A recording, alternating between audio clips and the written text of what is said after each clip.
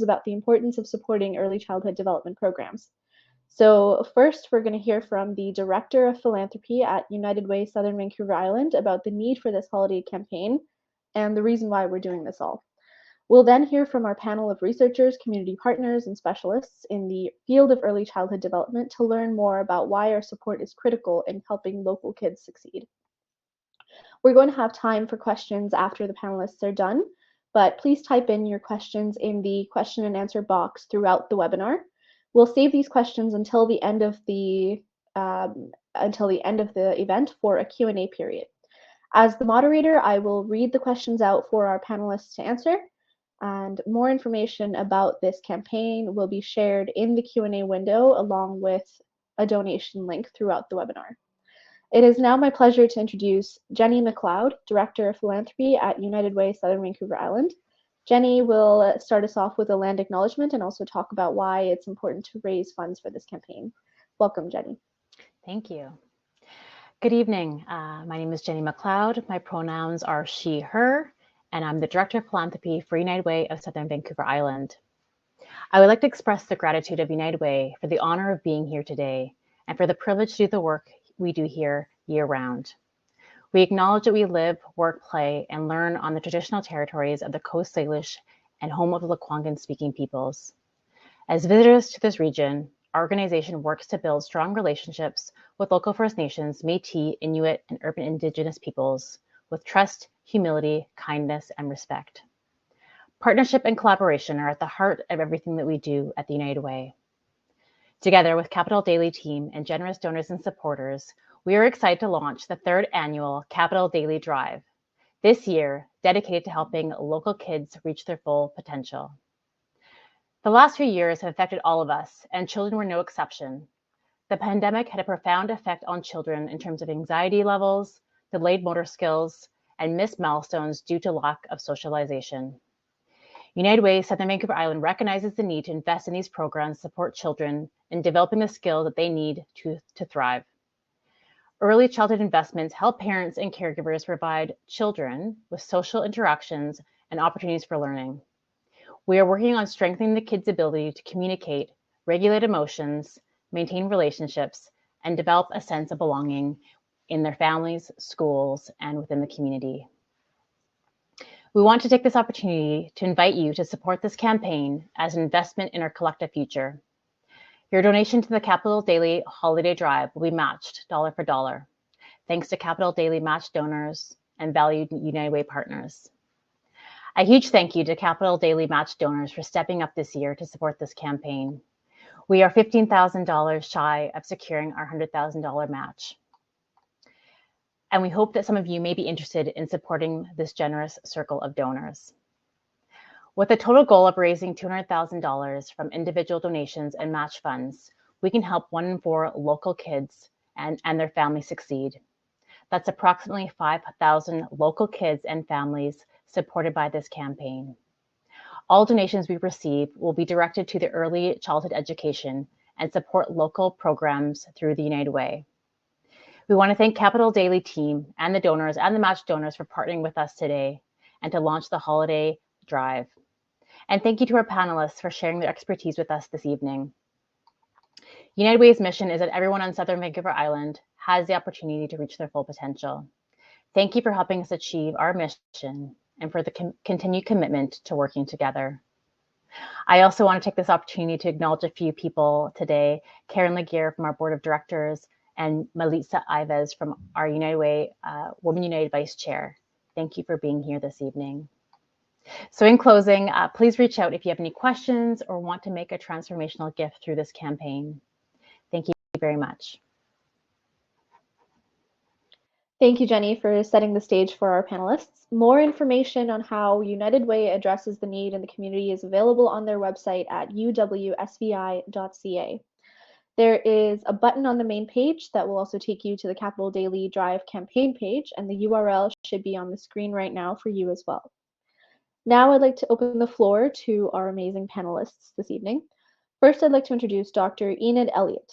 Enid has been an early childhood educator for many years now. Currently, they're an adjunct professor at the University of Victoria, BC, and on faculty at Camosun College in Victoria. Over that time, they've worked in Turkey, California, New York, and British Columbia in a variety of contexts and programs. Babies and toddlers have been a particular source of interest, inspiration, and joy. Recently, they have begun to investigate the influence of outdoor natural settings on children's experiences. Welcome, Enid. Thanks so much, Brishti. And good evening to everyone. It's really wonderful to see such an interest in early childhood education and childcare. And I'm happy to be here to share a little bit about the situation currently in BC. But to do so in 12 minutes is almost impossible. Childcare really does impact families and children. There are many early childhood programs besides childcare, young parent programs, strong start programs operating in schools, Aboriginal Head Start and preschools, which offer shorter programs, and there are other specialized programs. Currently, childcare in our province is in a period of transition. Finally, we have realized how important it is, and the government has finally moved to make childcare more affordable and the work of an early childhood educator more sustainable.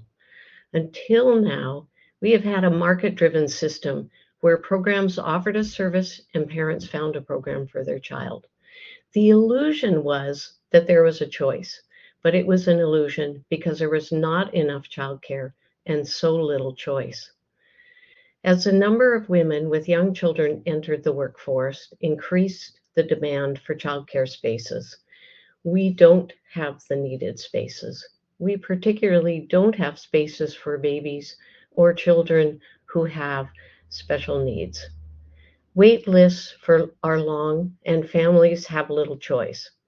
I actually just recently heard of an incident where a young mother with a new baby had noticed that a neighbor was advertising space, that she had space for a couple of babies. And so she called to see about getting on the list, and she paid $500 to be on a wait list. And a few months later, after she had registered on this wait list, she got a call and was asked if she was on this particular wait list. And she found that she was part of 15 other people who had paid $500 to $1,000 non-refundable to be on a wait list for 2 spots. So there's still a great need. In the past, childcare has been private or nonprofit, and parent fees paid for the wages, the building rentals, and equipment. And fees had to cover all those costs, most of which were salaries, and not very good salaries at that. Nonprofit centers had put the fees into costs and generally paid better salaries, but not really salaries that could support someone for long, especially if they had a student loan. So educators did leave the field. Infant toddler programs, of course, were more expensive because licensing required that they have a smaller ratio of educator to children. Parents who fell into a certain category could receive some subsidies, full or partial sometimes, but they didn't always meet the cost. And parents who did not meet the criteria for subsidies often paid over $1,000 for under 3 care and not much less for 3 to 5-year-old care. So imagine if you had more than one child. So often a family's largest expense after a mortgage or rent was childcare. So it did lead, just like we heard, to a gray market of care, with a neighbor taking children without a license, and which meant often there was no oversight, and often maybe taking more children than might be safe. As we move towards a publicly funded system of early childhood, where a program is not dependent on parent fees to run, we will hopefully see more stability and better wages. That's what is happening now with the government. Centers must meet certain criteria, and they become part of a program which will lower parent fees and pays the majority of their costs and sets the wages for qualified educators. And those wages have risen. And of course, there's a call to establish a wage grid, which would enable a sustainable wage for an educator and ensure that over time salaries would rise with experience in education. Because we want educators to stay in the field, children need the continuity of familiar people to care for them. A continual parade of caregivers can be quite unsettling. And this morning, I heard on CBC that Victoria has become more expensive to live than in Vancouver.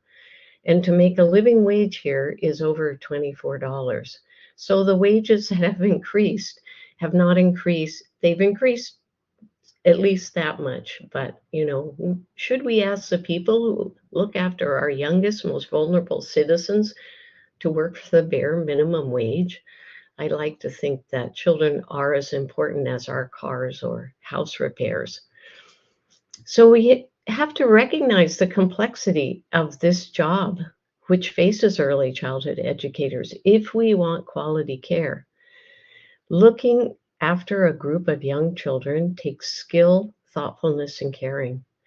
Childcare is a necessity for many families, and these young families are stressed. Making ends meet, caring for children, and working. All of it's hard. When children and families come to childcare, they hopefully are welcomed and supported so that they don't worry about their children while they're at work. Because arriving at childcare is a child's first introduction to our community. And what do they learn about community when they arrive? Well, hopefully they find a place where they belong and are celebrated. To become an early childhood educator takes at minimum 10 months for a basic license. And at Camosun, our program is a 2-year diploma program, which qualifies a student to be an educator who can work with infants and toddlers or neurodiverse children, as well as children aged 3 to 5. In reality, this work should probably require a longer program that covers topics such as administration, outdoor learning, and more in-depth understanding of work with children and families, and understanding about learning from the land and Indigenous perspective.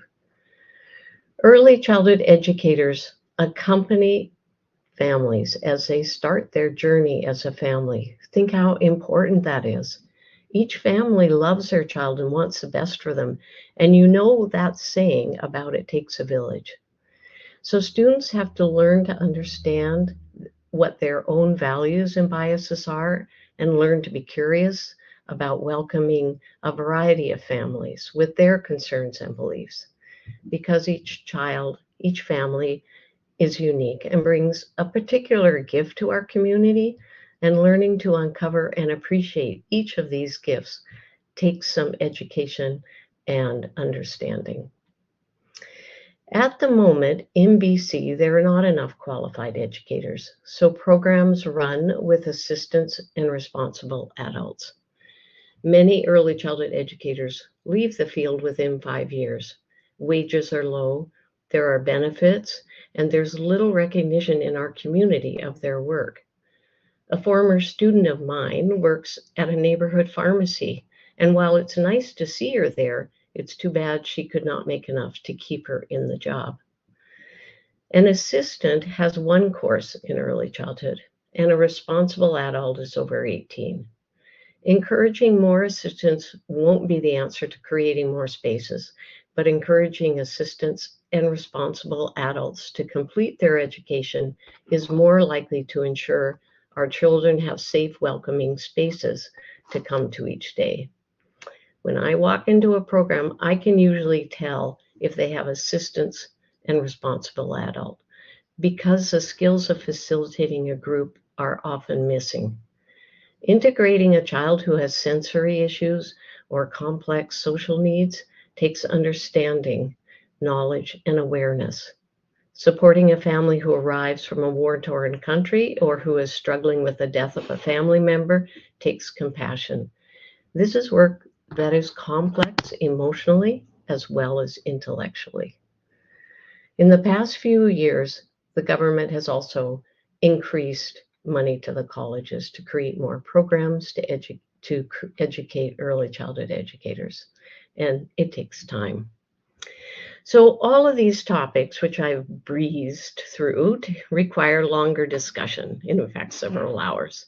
But I want to share with you a project that's kind of near to my heart, which is about creating a category for licensing outdoor early childhood programs that happen outdoors, whatever the weather.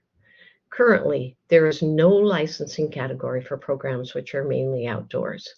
Scandinavia, Germany, Switzerland all have outdoor forest schools for children under 6 for decades now. Scotland, Japan, Australia, and other countries have followed these examples.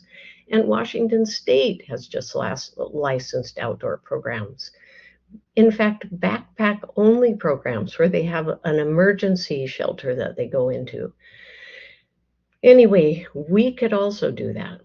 We have a growing number of outdoor programs, but unless they have a facility, they cannot be licensed. And without licensing, there's no oversight of these programs. And also without a license, there is no fee support or wage support from the government or support for neurodiverse children who might benefit from these programs. 3 years ago, our group, who got some money from the Lawson Foundation, to explore this idea, met with Richard Stanwyck, who was then our chief medical officer.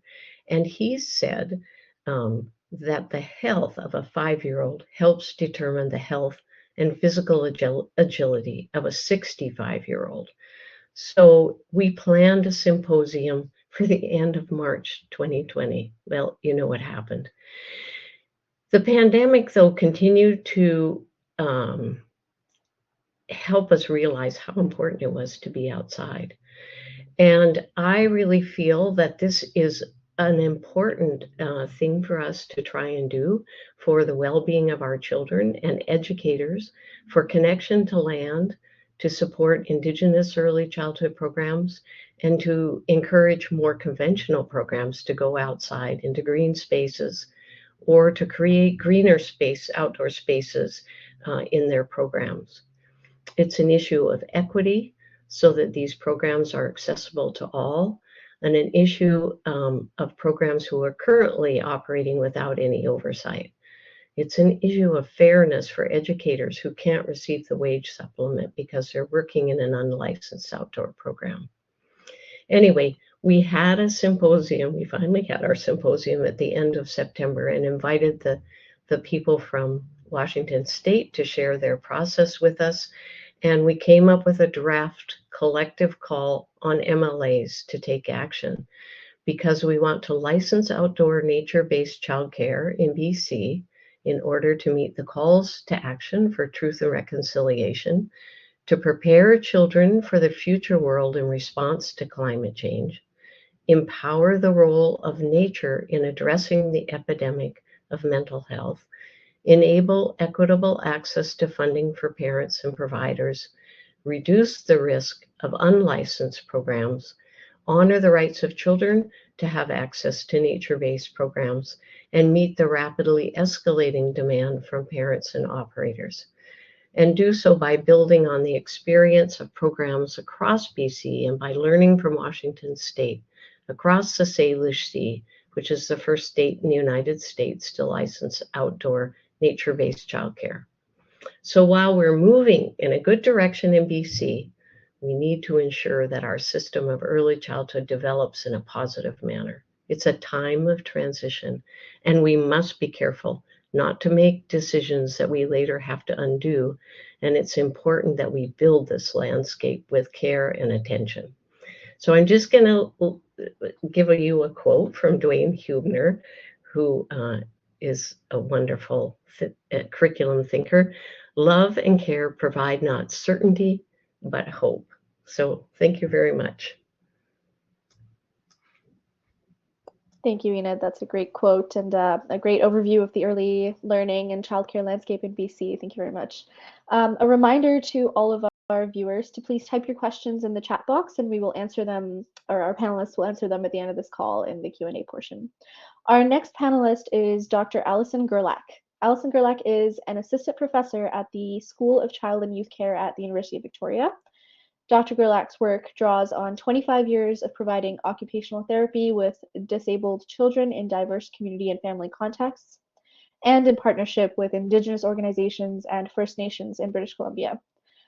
Alison is particularly interested in the continuities between children's early experiences of adversity, disability, and health inequities, and the development of inclusive, responsive, and equity-oriented structural, organizational, and practice level approaches. Welcome, Alison.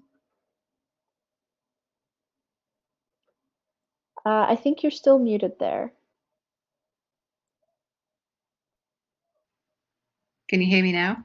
There you go. Yep. Okay. All right. Thank you, Brishti, and thank you, Enid, for providing such a great entryway. I'm going to pick up on several of the things that you raised in your presentation. Thank you also to United Way Southern Vancouver Island and Capital Daily for giving me this platform and an opportunity to talk about the critical need to invest in early learning and childcare in our province in order to ensure that all children are able to reach their full potential and experience equal life opportunities. So as Enid spoke about, if there is one time in human development to offer support, care, healing, positive and health promoting relationships and opportunities, it is during pregnancy and early childhood from birth to the early school years. The benefits of providing these forms of support at this time are potentially higher than at any other time in the lifespan. Quality early learning childcare programs can dramatically improve long-term health outcomes for children who experience early trauma and adversity with lower rates of chronic disease in their adult years. Quality programs can also prevent an achievement gap. There are still many children in Victoria and BC who are already disadvantaged in their development by the time they enter kindergarten. Quality early learning childcare programs can also result in economic health for parents or caregivers who are able to go back to school or work. And in the long term, children who do better in school are more likely to break sometimes intergenerational cycles of family poverty. And finally, there are long-term benefits to governments and our society as a whole of having children who are supported to reach their optimal health and well-being. Quality early years programs, as Enid has already mentioned, therefore play a critical role in the future health of our communities and population. And in thinking about the quality of these programs, there are two concepts that are used a lot, and then I'm going to unpack with you a little bit by drawing on some of my research. And these two words are often used by governments at all levels, but how they are operationalized or implemented can be challenging. And the first word is equity. And I think you have the infographic to come up. Great, thank you, Brishti. So I don't think anyone would argue against striving for equity in our early years system in Victoria and BC, so that all children, regardless of their and their families' ethnicity, race, socioeconomic status, ability, generation, and so forth, can have the best possible start in life. However, this is currently not the case in Victoria and in many other jurisdictions across Canada. So in one of our recent research projects that we did in partnership with a representative of children and youth in BC, we searched a wide range of international literature in order to identify promising approaches to orienting early years system of care towards equity for children from birth to 8 years in so-called high-income countries such as ours. So much of this literature often focuses on so-called low-income countries, but Canada as a wealthy country has many children who are disadvantaged from the start due to structural factors that are way beyond their immediate family environment or their family's control. What we found was that the potential of early years programming to advance equity for young children requires two critical structural pillars or components to be working together, which in this infographic is symbolized by the arrows. The top arrow coming down is we need top-down political leadership and accountability that operates in equal partnership with bottom-up demand that is community-driven, that is community co-designed, and where programs are tailored for each community. What we also found in this literature in terms of early years programming with families and young children was the importance of programs being able to provide relational approaches that were strengths-based, they were place-based, they were flexible and responsive to each unique family, neighborhood, community, or nation. And this finding fits with a recurring theme in my research in this field, which highlights the centrality of early childhood educators and other professionals working in the early years sector, having the capacity to spend the time it takes to foster trusting relationships with families whose daily lives are shaped by recurring experiences of systemic social marginalization, discrimination and racism, and chronic daily stress. The deep healing work of building trusting relationships with young children and their primary caregivers is absolutely essential. The capacity of early childhood educators to do this is also sometimes beyond their immediate environment and control. This relational work requires programs have a well cared for and stable workforce with low turnover. As Enid mentioned, the quality of this work is dependent on having a stable workforce where there are long-term relationships between families and the caregivers in the program. This relational work also requires supportive and informed managers, and perhaps most importantly, a program-wide culture that is committed to creating a safe and welcoming program in which all children and families, regardless of their life circumstances, can experience a genuine sense of compassion, acceptance, and belonging. Another word that is used, I think we can take the infographic aside and it's available if you'd like it. Another word that's used a lot in our sector is inclusion. So today, in partnership with Inclusion BC's Kids Can't Wait campaign, the findings of research funded by the federal government and undertaken by my colleague Janet Newbury and myself here in BC is being launched on the Inclusion BC website.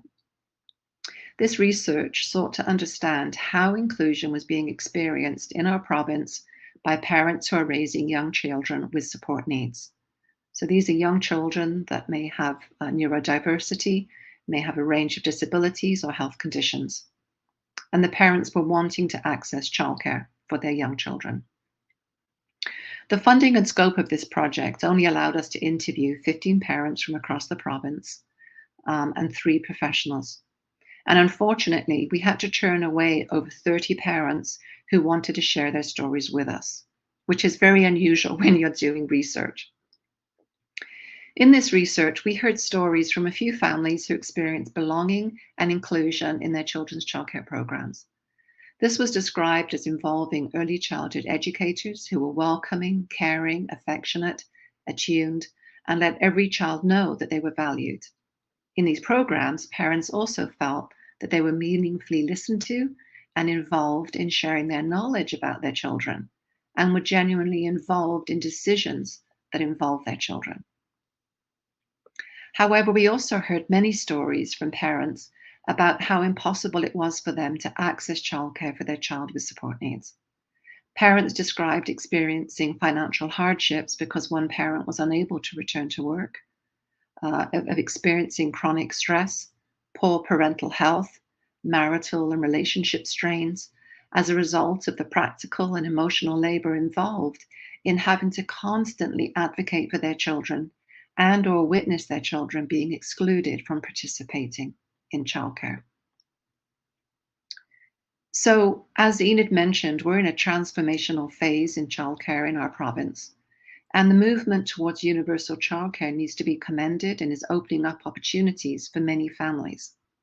However, this universal system is not yet universally designed for the inclusion of children. In the words of Inclusion BC, kids can't wait for inclusion, or for our provincial government to implement a provincial mandate on inclusion in early learning and childcare programs. Children with support needs and their families, they need inclusion inclusion now.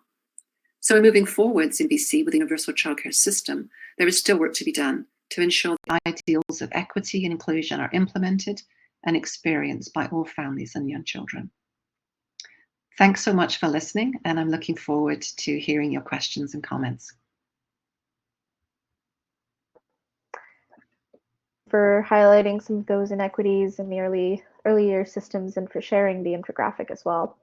We will now transition to the Q&A portion of this evening. We will have approximately 10 minutes for this section. And we should have the questions up on the screen very soon here. Okay, so Dr. Elliott, what is your opinion on the $10 a day daycare program that BC has introduced? Has that alleviated any of the pressure?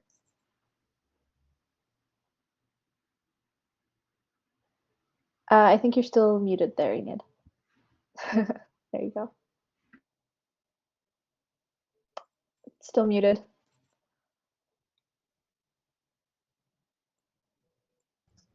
Okay, there we are. Somehow something was hiding it. Anyway, yes, no, that is the plan that the government is following. And I think as of December 1st, if centers are part of the plan that the government has, centers have to agree to certain things to be part of the government plan, then the fees have gone down, will go down dramatically.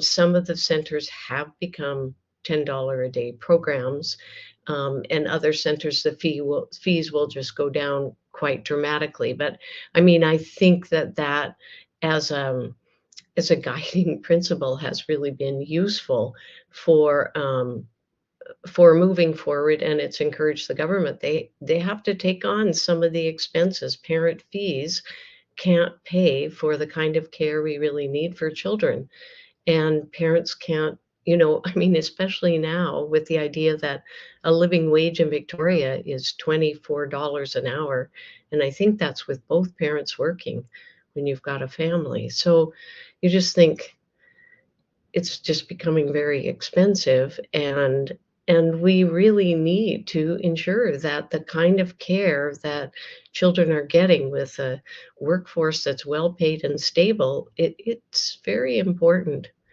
Those first 5 years, that's when you learn who to trust in the world. That's when you learn how to make friends. That's when you learn that you have agency and you can speak up about things. That's when you learn that, you have rights, and, there are ways you treat people and ways people should treat you. I mean, we could go on.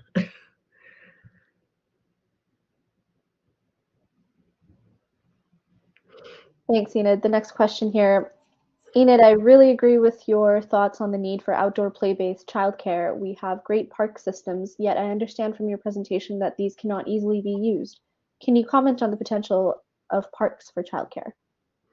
Yes, parks are being used, and I think if we actually started to legitimize the programs that are being outside and are in our parks, then I think it will become parks will even become more available. I mean, right now here in Victoria, there's a park that operates every morning in Mount Doug Park, Coles. And in Esquimalt, there's a program, Tree of Life. They go around, they kind of are in one park for 6 weeks, and then they go to another park for 6 weeks. And they're outside most of Monday through Thursday. Friday they have a facility. So they are a licensed program because they have a facility, but they don't, for 4 days a week, they don't use that facility. So we have, if they're outdoor programs and they're not using their facility, then they could be available for other programs. I mean, it would be nice if we could license these programs. And in Vancouver, there's a number of programs using the parks, and there the parks have actually agreements with programs that come and use their parks. I think, and they're further ahead on all of this than say here in Victoria. But yeah, parks are being used up island.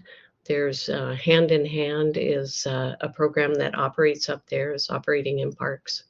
So yes, our parks are wonderful, and we have such beautiful places. Children should be out in them, learning to move and breathe and take risks. Thanks, Enid. The next question, can you please share with us any early research on how young children have been impacted during the pandemic? I don't know, Allison, you may have ideas about that. I must admit, I try and avoid telling people what's happened to their children. Mm. So, I can, I'm not sure if any research has been done on children's development due to having everybody wearing masks in their early years, but I can speak to some research we're doing right now, which is that when the pandemic hit and we were all under social distancing and public health mandates, early years programs in terms of infant development programs, Aboriginal development programs, and early intervention therapy programs for children with support needs, in person was cancelled, and they all went online. And so one of the things they had to do very quickly is they all had to figure out, how are we going to connect with families? How are we going to maintain a connection? How are we going to support them through this time? And many of the programs in our province became very innovative very quickly in using Zoom, in using text, in using Facebook messaging, in using Facebook itself, to actually continue providing their supports and services. And we're a bit behind the ball in our province in using virtual services for this purpose. So I'm just actually doing a project right now that's looking at the long-term potential as a result of COVID, of using technologies, not instead of in-person programs, but in addition to that option. So if you can imagine you've got 3 children and you need to get across town to get to an appointment with one of them, sometimes bundling 3 kids on the bus, one may be sick, you may be sick, it's actually easier sometimes to go onto Zoom or to have a cell phone call and to connect with the service provider then in that way. And so we're looking at this as a hybrid model where you might have early years programs that are offered to families both in person and virtually. And that shift has come about because of the pandemic.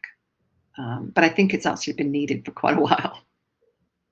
No, those are really good points. And one thing I like to tell people, though, is that children are amazingly capable and flexible. So they figure out ways around all kinds of things. So rather than focusing on what's happening, one thing I think is probably people are finding now that there's more colds because all of us are in more contact, right? But I think children are remarkably resilient. I can attest to the colds. Half our staff has been off this week. Yeah. Okay, the next question. I have heard in the past that for every dollar invested in early learning, there is a significant economic impact in the long run. Is that true? What is the multiplier? There's a professor in the States called Professor Heckman. Have you heard of him, Enid? Mm-hmm. The Heckman equation. And he's looked at some of their very structured programs that they have there, and he's been able to equate the dollar amount, the multiplier, if you like. We haven't been able. We're not doing that. I haven't heard of that being happened in Canada. But if you think about, what both Enid and I are saying, the critical importance at this time in a person's human development is during those early years. You need to support maternal health. You need to support families' well-being, so they've got safe housing, so they've got enough food, so children have quality early childhood programs. That foundation is going to change potentially the trajectory of that child's life and their future generations. So I'm a qualitative researcher. I'm not very good with numbers. That's why I'm married to an engineer. So I don't have a number. I'm sorry. And maybe Enid, do you? No, because I just say, how do we quantify love, care, and the things that children need? And one of the things that I like to remind my students is that sometimes the relationship that children can have within their childcare or with other adults in their life can be very meaningful and and support them in ways that you may never know. So Mhm. I just think I kind of hate to put a number Mhm. put a number on it, and I hate to think of children as investments. Mhm. Don't they have a right? Mhm. Next question. The issue of risk is often uppermost in the minds of parents and municipal lawyers. How can we educate people that risk is essential and is invariably well managed in programs, especially outdoor programs? Mhm. That's a really good question, and I think that there's a question back. I think about that, like, what's the risk of not giving children the opportunity to take risks. Because when we take a risk or when you watch children take a risk, you realize number one, you have to face your fear, you have to face your anxiety about something. And throughout the rest of their life, they're going to have to face fear, they're going to have to face anxiety. And those are usually opportunities where children can decide um, what what makes sense. Does this make sense for me to do this or does it not? And they're going to have to make decisions, and they might as well start making them early. I was with a boy out in the nature kindergarten in Souk because I did some research out there. And he was standing on the log, and that log was probably a little under 5 feet. And he told me he's going to jump. And I said, oh, there's a lot of bush here. And you usually just jump into a clear space, to be sure you're going to be safe. Oh, he said, there's a clear space right there. I'm going to jump right there. And so I said, okay. And yeah, he jumped right there. Oh my God, he was so excited. Oh my God. And when you do it, you run around and do it again. And so he ran around to do it again, and he picked two buddies on his way and he said, come on. And they got to the top, and I looked at the two guys he asked to come with him, and I thought, no, these guys can't do this. But I waited to see what would happen. And he jumped back into that clear space, and they made a decision. They kind of sat down on the log and slid into the clear space. And it became really clear to me it wasn't about who could do it or how they could do it. It was about doing it together. And those two guys made a decision. They took a risk, but they figured out how to do it so it worked for them. And children need to have those opportunities to do that, I think. Love that anecdote. Okay, Dr. Gerlach, what are the current barriers for families dealing with intergenerational poverty to access quality early childhood education for their children? Yeah, so there's usually, you know, when you think about the structuring of poverty in Victoria or in any urban setting, there's often multiple factors at play. And one of the things that I think I've learned is that poverty for families is exhausting, that your focus is on figuring out how to make ends meet, how to pay the rent. You've got to make tough choices. Do I pay for this or do I pay for that? So a lot of energy is given into living with a very low income. When it comes to accessing quality childcare, as Enid was talking about, if you can access $10 a day childcare, great. But those places are very hard to find. We don't have the scale yet where all families can access quality early childhood education programs. We have some great examples with Aboriginal Head Start programs and Aboriginal early years programs that are low barrier and accessible. But I think the other thing to think about too is what comes with poverty with a family, and what role does early childhood programs, what role can they play in supporting the family's well-being and not just the child who's attending the program.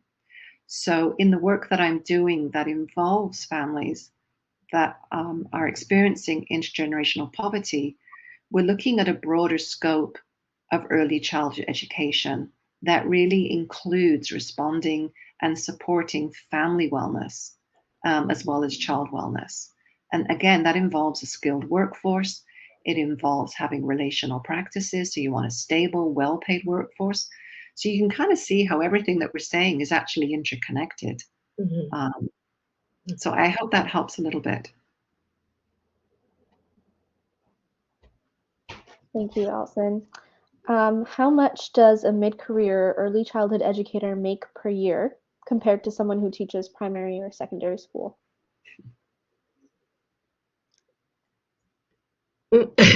Not completely sure, but it's probably about the primary school teacher probably makes twice as much. Their salaries have been going up because the government has been doing that the past couple of years. Salaries for early childhood educators have gone up quite a bit, but it's still somewhat dependent on, well, who's running the program. So you can have, quite a range of salaries. But that said, a primary school teacher makes, I don't know the numbers, but it's not even just the salary. It's the fact that the teachers get extended health benefits, they get dental benefits, they have a pension. Most early childhood educators don't work anywhere where they're getting a pension. So there's all those things which, sometimes you think, oh, what does that matter? But it does matter. Mm-hmm. And so none of those things right now are happening because the reality is we're starting, but we don't have yet a real system of childcare, that's coherent and organized and accessible for people. So hopefully that's coming with what the government is doing and making, strides in that direction. I mean, I don't want to say a bad thing about what they're doing because I want them to keep going. Yeah, speaking as a former freelance journalist, I agree benefits make a big difference. Okay. Is there an understanding of how many current early childhood facilities in childcare facilities in Greater Victoria cater specifically to diverse populations and marginalized communities? If any, are these facilities likely to be more expensive or are there affordable options? It's so dependent. Like young parent programs would be free to young parents, right? And they offer food and different, and Aboriginal Head Start would also be operating. I'm sure, Alison, you know more about that, but they operate on reserve and also in urban settings. And they're a very high quality program, and they're no cost to families. So it's kind of dependent. Again, it's just a system with lots of different little pieces to it in a way. But it's true. Probably some, it's probably harder for some populations to access early childhood facilities just because right now there's just not enough choice. There really isn't choice. You just get what you can get. Thank you. Would you like to see school districts take responsibility for childcare 0 to 5 years? No. You know, I don't know whether you've picked up, but all the things that particularly Enid's been saying are about the importance of care, compassion, love, joy, those early years. And my concern when schools get involved is the focus becomes on early learning and literacy and those kinds of things, and that loving, caring compassion that all kids need might get lost. Um, there is a movement, right, Enid, for early childhood educators to actually move into the school system Yes. in K to grade 3. I'm not sure Mhm. how that's going to look. And childcare has moved under the mandate of the Ministry of Ed earlier this year. Mhm. But it's the care part that worries me. Mhm. Yeah, yeah, and I would like to see the school districts. I'm going to go out on a limb. I'm going to say that I'd like to see the school districts really understand early childhood education more, because I don't think that they do. And I've been a little disappointed that some of the school districts want to create courses so that their high school students can graduate with a course and be an early childhood assistant right away, rather than encouraging those students to go on and actually do the whole program. We really don't want um, to be creating more assistants or encouraging assistants when we really need people who know what they're doing. And it's not simple to work with a group of children all day, every day, and be caring, and still find that joy and celebration.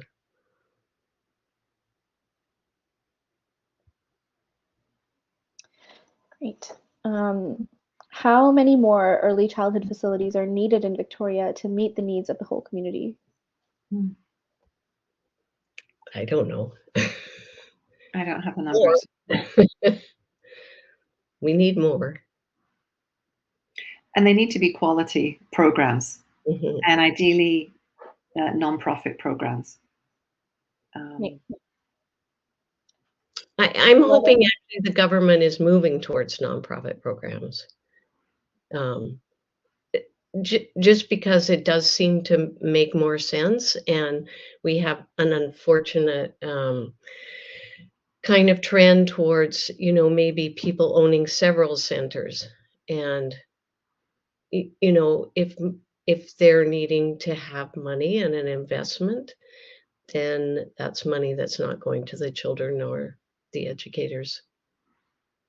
So I'm sure there's things that, anyway. Okay, this is our last question. Oh, and it's not a question. No question. Just love that story about risk. Thank you for sharing, Enid. Always appreciate your insight and wisdom. A former student of yours too. Oh 89. maybe they'll, yeah, that dates me. Anyway, That's a well, thank lovely you note. Lovely note. I think that wraps up our Q&A period. Thank you all so much for your thoughtful questions and for joining us tonight. And thank you to our panelists, Enid and Allison. It was really great to hear from you both. If you have any questions on what was shared tonight, please get in touch with us at Capital Daily. To wrap things up, I'd like to invite Tom Gerasimchuk, the publisher at Capital Daily, to say a few words about the holiday drive and how you can help raise critical funds for children and their families. Welcome, Tom. Thank you so much, Brishti. Welcome, everybody. Thank you for staying with us right until the end here. I'm assuming everyone did. So first of all, thank you again for your insights. Jenny, Dr. Elliott, Dr. Gerlach, and of course, Brishti for keeping us all on track. To everyone listening to this live or watching the recording, and if you're a citizen or business considering your local giving options this holiday season, please consider Capital Daily's holiday fundraiser. The QR code and website on the screen takes you to the donations page. All donations are tax deductible, and every dollar you give is matched by our amazing seed match funders. We turn your dollar into $2, and you don't even have to do a thing. If you want to be one of our seed funders, those amazing people who dare our community to match their generous seed donations, please email me at tom@capitaldaily.ca. Very, very eager and happy to chat and give you a bit more information. As a match or seed funder, your business or organization will get frequent shout outs between now and December 31st in Capital Daily's newsletter. You'll get recognition on our social media channels, and pretty much rest assured that many people in Greater Victoria will definitely know about your business or organization's investment and generosity in the future of our children. Because after all, this campaign, as you've heard over the past 45 minutes, is about Greater Victoria's children, focusing on early childhood development in a region with a negative childbirth rate is absolutely vital, and is our small but important attempt to nurture the next generation of Greater Victoria. We are asking you to invest a few dollars in Victoria's early childhood education, trauma counseling for local children, both around new immigrants and refugees, but also domestic trauma, mental health, and the fallout, as we all know, of the pandemic in general and its effect on our kids. This is an investment in our city's children at a crucial time when our young kids are under unimaginable pressure and duress, which makes your investment an investment in our future as citizens of Greater Victoria and the livability of a city that we love. Capital Daily will track the fundraising progress in our newsletter every day, every morning, starting tomorrow. This is going to be an exciting Greater Victoria-wide holiday activity. We want it to be competitive. We want it to be fun. We want it to be dramatic. And you can track it in the Capital Daily newsletter, as well as across all our social channels at Capital Daily, as well as United Way United Way Southern Vancouver Island. So please spread the word and share the website. It's really on to you as well to help us get to where we're going and increase our seed money. If we get up to $100,000 of seed money, that means we're going to be raising $200,000. If we get up to 125, 250. It just, the magic starts with our seed match funders, and we're very, very keen to hear from you. So again, tom@capitaldaily.ca if you want to get involved. So please share spread the word, share the URL, or just forward your Capital Daily newsletter to whoever you think is willing to help and wants to step up as well. So scan the QR code, visit the website, and please give like your future depends on it, because it kind of does. So thanks again to all our amazing panelists and to everybody for joining us. We look forward to an exciting campaign and a big fat